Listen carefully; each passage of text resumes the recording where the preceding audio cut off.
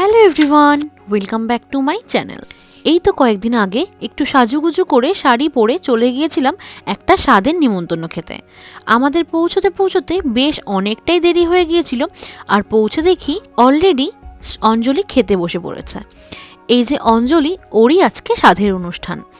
অঞ্জলির প্রেগনেন্সির খবর পাওয়ার পরেই আমরা ডিসাইড করেছিলাম আমরা সবাই মিলে ওকে স্বাদ দেব, বাট ওর বর এই দায়িত্বটা নিজে হাতে পালন করে নিয়েছে। সমস্ত কিছু সাজিয়ে গুছিয়ে ওর বরই রান্না করেছে। এই যে সবুজ পাঞ্জাবি পরা লোকটা, এটাই হলেন তিনি। যাই হোক, খুব সুন্দরভাবেই স্বাদের অনুষ্ঠানটা করা হয়েছিল।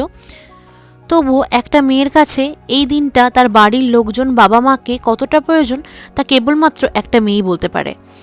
আমরা যারা প্রবাসে থাকি তাদের প্রত্যেককেই কতটা কঠোর হতে হয় আর কতটা কষ্টকে কন্ট্রোল করে রাখতে হয় তা কেবল প্রবাসে যারা থাকে তারাই জানবেন। সবাই এক সাইডে খাওয়া দাওয়া করছে আর আমি একটু বাইরেটায় চলে এসেছিলাম। এত জোরে হাওয়া দিচ্ছে আর সাথে এত সুন্দর ঝলমলে রৌদ্রু, বেশ দারুণ লাগছিল। এরপর খেতে বসে পড়েছিলাম। প্রথমেই ছিল ভাজা আর বাঁধাকপি, যেটা এত সুন্দর হয়েছিল খেতে কি আর বলবো। এরপর ভেজ ডাল আর চিংড়ি মাছের মালাইকারি ছিল, আর তারপর ছিল মাছের কালিয়া। এছাড়া চাটনি পাঁপড় মিষ্টি তো ছিলই। এই সমস্ত কিছুই কিন্তু দাদা নিজে হাতে দায়িত্ব নিয়ে করেছে।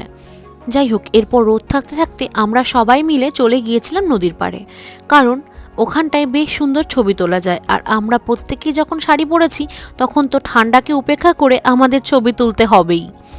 আর আমি যেই গয়নাটা পরেছি হ্যান্ডমেড, এটা কিন্তু আমাকে পুজোর সময় আমার একটা মিষ্টি বোন দিয়েছিল, আর হাতের চুড়িগুলো ওরই হাতেরই বানানো।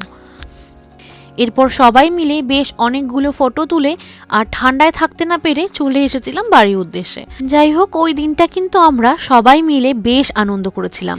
আর অঞ্জলির জন্য রইল অনেক অনেক শুভকামনা। তুমি সুন্দরভাবে সুস্থভাবে মা হয়ে ওঠো। আজকের ভিডিওটা এইটুকু, দেখা হবে অন্য কোনো ব্লগে। ততদিন সবাই ভালো থাকবেন আর সুস্থ থাকবেন। Thanks for watching.